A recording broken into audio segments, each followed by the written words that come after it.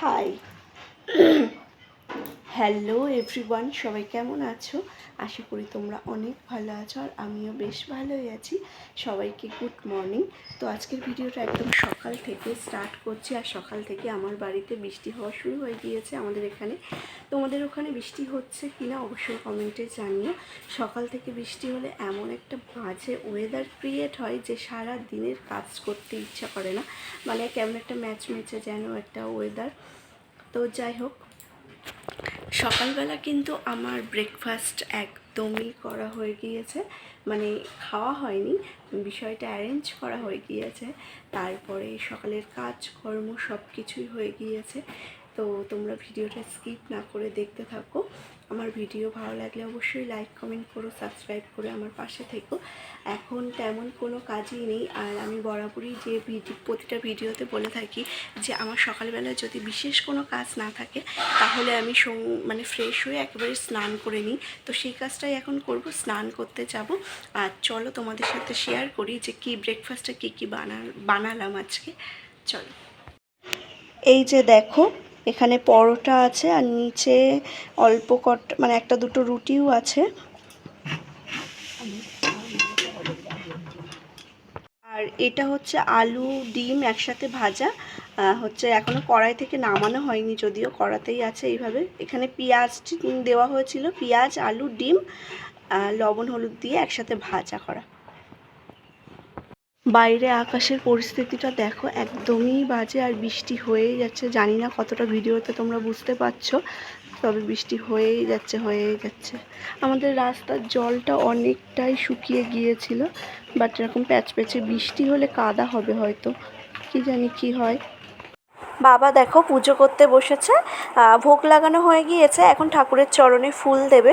তো চলো আমি তাহলে স্নানটা করে আসি, আমার তো তেমন এখন বিশেষ কোনো কাজ নেই। এই যে স্নান করে আমি চলে এসেছি, এখন যাব ওই ঘরে ঠাকুর প্রণাম করব, ঠাকুরের ফুল দেব, তারপরে আবার তোমাদের সাথে দেখা হচ্ছে। এই ঘরের বিছানায় অনেক দিন শোয়া হয় না, তারপরেও যা হোক একটু অর্ধেক করে এসে বসি। এবার সেই বসাতেই না হচ্ছে বিছানাটা অনেকটা গুটিয়ে মতো গিয়েছে, তাই ভাবলাম যে কেননা বিছানাটা একটু ঠিকঠাক করে গুছিয়ে রাখি। আর আমি আমার মায়ের কাছ থেকে শিখেছি যে কাজ ফেলে রেখে না বসে থাকতে পারি না। আমার মাকে দেখতাম কাজ আগে গুছিয়ে, ওই যে কথায় আছে না, যদি থাকে কাজ তো সকাল করে সাজ, তো সেই রকমই ব্যাপার। আমার মায়ের কথাটা খুবই বলতো। মা মানে আমি কিন্তু যতবারই মা বলি, আমার মা ভাববে না তোমরা আমার দিদার কথা বলছি, এটা মনে করবে। এখানে দেখো বিছানা গোছানো হয়ে গিয়েছে, আর আজকে যেহেতু সেই অনেক দিন মানে 5 দিন ধরে নিরামিষ খাওয়া চলছে বিভিন্ন পুজো টুজোর জন্য, সেই জন্য আজকে একটু চিকেন এনেছে। আর চিকেনের সব কিছু ধুয়ে কেটে বেছে চিকেনটা ম্যারিনেট করে রেখে দিয়েছি। এটা যত বেশি ম্যারিনেট করা থাকে, মানে যত সময় বেশি, তত আর কি চিকেনটা খেতে অপূর্ব সুন্দর লাগে। আর আমার এই মাখা চিকেনটাই যত যাই হোক, অন্যান্য রেসিপি হয়তো অনেক আছে, তারপরেও এই মাখিয়ে রেখে যে রান্না করলে যে স্বাদ হয় সেটা আমার সত্যি খুবই পছন্দের। আর সকালের অনেক টাইম হয়ে গিয়েছে, আমি এখনও ব্রেকফাস্ট করিনি, তাই ভাবলাম কেননা সকালের খাওয়াটা খেয়ে নিই, তারপরে কাজ করব।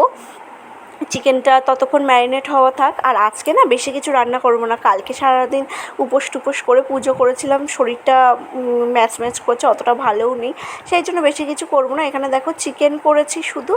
আর তোমাদের তো আগেই বলেছি যে চিকেন হলে একটু বেশি, চিকেন কি সমস্ত তরকারিতে একটু বেশি আলু আমাদের দেওয়া হয়। আলু আমরা মানে শ্বশুরবাড়ির লোকজন ভীষণ পছন্দ করে, প্লাস হচ্ছে সবাই আরও হচ্ছে কুকুর আছে, তাদেরকে মাখিয়ে টাখিয়ে দিতে হয় খাওয়ার জন্য। আর কিছু করিনি। আর পেঁপে আলু ভাজা করেছিলাম, তাও একটা পেঁপে গোটা করিনি, অর্ধেকটা করেছিলাম, যেহেতু তোমাদের দাদাভাই বাড়ি নেই, আমি আর মা, সেই জন্য। আর বেশি কিছু করিনি, ওই অল্প একটু করেছিলাম। এই দুভাগেরই হয়েছিল। খাওয়া দাওয়া শেষ করে উঠতে না উঠতে একটা পার্সেল এসছে, তো ভাবলাম পার্সেলটা তোমাদের সামনে আনবক্সিং করি। আর এই পার্সেলটা হচ্ছে মিশো থেকে এসেছে, তোমাদের দাদাভাই অর্ডার করেছিল। আমি তো জানি না ও কখন কি অর্ডার করে, আমাকে শুধু ফোন করে বলে পার্সেল এসছে নাও। তো দেখি, আমি নিজেও এখনও জানি না এটা কিসের পার্সেল এসছে। তো খুলতেই সত্যি আমার অনেকটা ভালো লেগেছে, যেটা হচ্ছে বডি ওয়াশ। আমি সাবানের থেকে বডি ওয়াশ মাখাটা খুবই পছন্দের আমার, কেননা বডি ওয়াশ মাখলে একটা যেন আলাদা একটা ভালো লাগে, মন থেকে ভালো লাগে। কিন্তু এটা কোনো কী যে কোম্পানি আমি নিজেই বুঝতে পারছি না। এটা যেহেতু অনলাইন থেকে নেওয়া, আমি বিয়ের আগে হচ্ছে ফিওমা বডি ওয়াশ ওইটাই ইউজ করতাম, যখনই ইউজ করতাম এটার না তেমন একটা কোনো স্মেল বার হচ্ছে না, বুঝতে পারছি না। তখন দাদাভাইয়ের কাছে ফোন করেছিলাম, তো ও বললো এক কাজ করো, সবটা হাতে অল্প অল্প করে দিয়ে দেখো স্মেল বার হচ্ছে কেন। তো আমিও ওর কথা মতো বাথরুমে গিয়ে সবই হাতে অল্প করে দিয়েছি, তবে খুব একটা বেশি স্মেল নেই। এই 3টে কত নিয়েছে জানো? মাত্র 98 টাকা, মানে 98 রুপিস। কী বলবো, ভাবাই যাচ্ছে না। 3টে একটা অফারে পেয়েছিল তাইও নিয়েছে, তো আর রিটার্ন করিনি, ভাবলাম যা হোক একবার মেখেই দেখি। আর তারপরে ঘুমিয়ে পড়েছিলাম, যেহেতু অনেকটা 3টে বেজে গিয়েছিল, আর ঘুম থেকে উঠেই যে কাজটা করার থাকে, যেমন ঘর ঝাড় দেওয়া, ঘর মোছা, তো আমি না বরাবরই যখন ঘরটা ঝাড় দেই আমি বসে বসে একদম অনেকটা সময় নিয়ে, হয়তো তোমরা আমার কাজ দেখলে মনে করতে পারো যে এত স্লো, কিন্তু আমি যে কাজটা করব সেই কাজে আর কারোর হাত দেওয়া লাগবে না, সেই কাজের দিকে ফিরে তাকাতে হবে না, বাট আমার একটু সময় লাগে, এটা সত্যি কথা। আমি আস্তে আস্তে করি একদম নিখুঁতভাবে, যেটাতে অন্য কেউ এসে আবার হাত দিতে হবে না, বা সেই কাজটা আবার রিপিট করে করতে হবে না, একদম নিখুঁতভাবেই করি। এই যে ঘর ঝাড় দেওয়া হয়ে গিয়েছে, তো এখন ঘর মুছবো। আর ঘর মোছাও আমি হচ্ছে যত সম্ভব চেষ্টা করি, যত দূর আমার খাটের তলায় হাত যায় আমি তত দূর মুছে নেওয়ার চেষ্টা করি। তা বাদেও খুবই ভালো করে, আর আমি কিন্তু 2বার মুছি, একবার না, মানে এই একবার মোছা হয়ে গেল, আবার ওটা ধুয়ে এনে আর একবার রিপিট করে মুছি। ওই যে বললাম আমি যে কাজটা করি একদম গুছিয়ে করি, সেই কাজে আর কারোর হাত দিতে হবে না। হয়তো একটু বেশি সময় লাগে, অনেকে, আমার মা তো অসহ্য হয়ে যেত যে একটা কাজ এতক্ষণ ধরে করে নাকি। হ্যাঁ, তবে একদম নিখুঁত।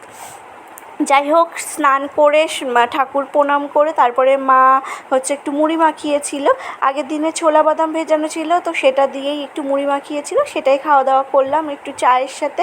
এটাই আজকে সন্ধ্যের টিফিনে ছিল। তো আজকের মতো এই পর্যন্ত ভিডিও, দেখা হচ্ছে একটা নেক্সট ভিডিওতে। আমার ভিডিও ভালো লাগলে অবশ্যই অবশ্যই লাইক কমেন্ট করো, সাবস্ক্রাইব করে আমার পাশে থেকো। ভগবানের কাছে এই কামনাই করি তোমরা ভালো থাকো, সুস্থ থাকো, আর ভালোভাবে দিন কাটাও। টাটা সবাইকে।